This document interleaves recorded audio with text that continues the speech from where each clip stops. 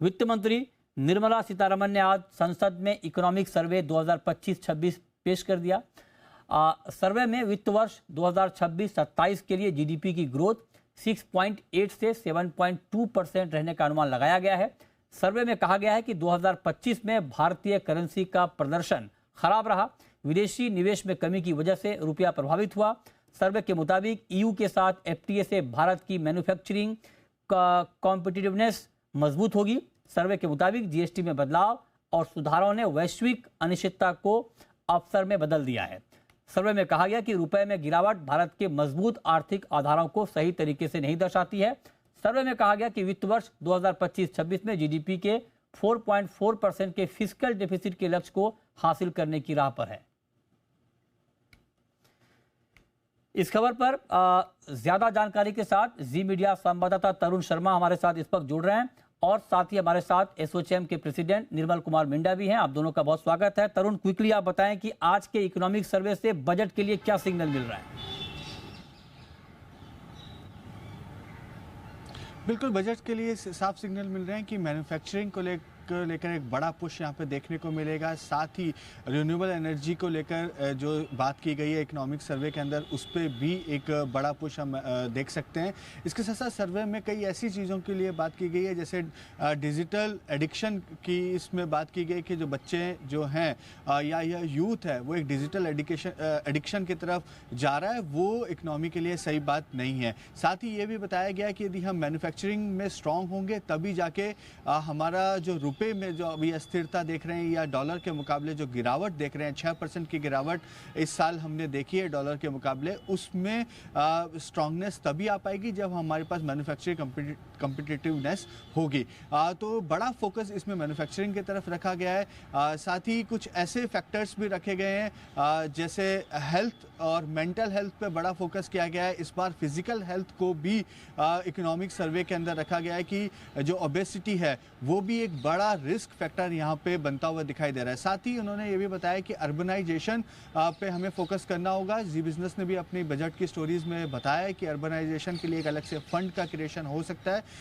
Pollution पे भी chapter 10 के अंदर जिक्र किया गया है कि वो भी एक चैलेंज है, लेकिन उसको बहुत प्रमुखता से सर्वे के में नहीं बताया गया। इस पे सवाल भी पूछा गया तो ये बताया गया कि चैप्टर 10 के अंदर इसका जिक्र हुआ है।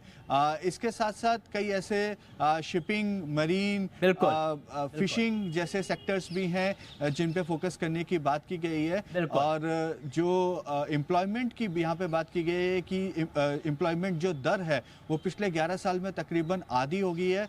जो पहले 6.2% थी वो घट के 3.2% हो गई है। और साथ ही जो एक्सपोर्ट है उसमें भी ग्रोथ देखने को मिली। ये बहुत महत्वपूर्ण बात है। जो बात तरुण बता रहे हैं, इससे मतलब ये है कि इस बार का बजट का फोकस कहां पर रहने वाला है, ये बहुत बड़े इंडिकेटर होते हैं इकोनॉमिक सर्वे के। बहुत शुक्रिया तरुण आपका इस पूरी जानकारी के लिए। हमारे साथ एसोचैम के प्रेसिडेंट भी हैं निर्मल कुमार मिंडा साहब। सर, बहुत स्वागत है आपका जी बिजनेस पर। आप बताएं जो जीडीपी का टारगेट रखा गया है FY27 के लिए 6.8 से 7.2%, हालांकि पिछले वित्त वर्ष के मुकाबले थोड़ी सी रफ्तार धीमी होती हुई दिख रही है, लेकिन फिर भी टैरिफ की अनिश्चितताओं के बीच अगर 7% से ऊपर के टारगेट आ रहे हैं तो क्या इसको आप संतोषजनक मानेंगे?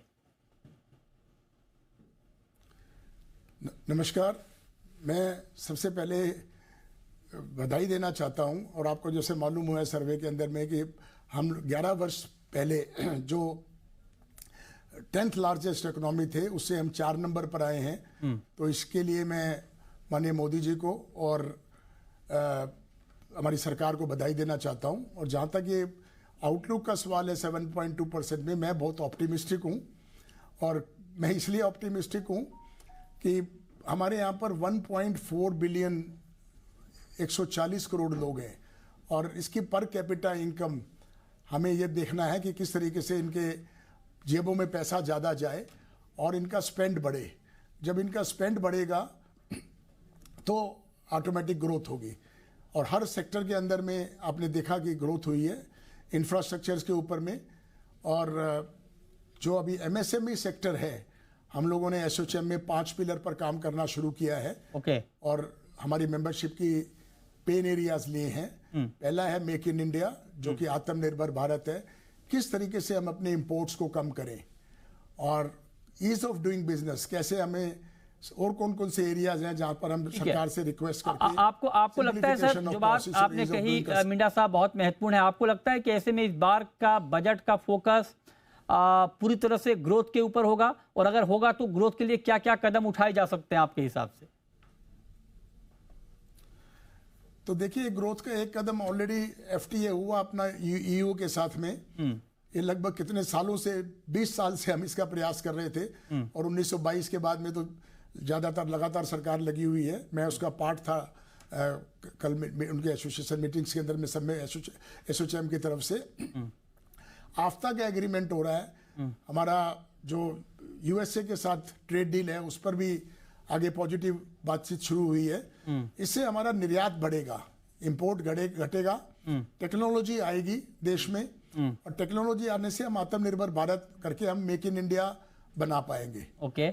और मेक इन इंडिया के अंदर में जितना ज्यादा से ज्यादा हम अपने घर में माल बना पाएंगे, हमारे एमएसएमई की ग्रोथ होगी, लोगों की जेब में पैसा आएगा। ठीक है, बहुत शुक्रिया मिंडा साहब आपका हमारे साथ जुड़ने के लिए और बताने के लिए कि इकोनॉमिक सर्वे से बजट के लिए क्या संकेत मिल रहे हैं और ऐसे में बजट का फोकस कहां पर रह सकता है, ये आपने डिटेल में बताया।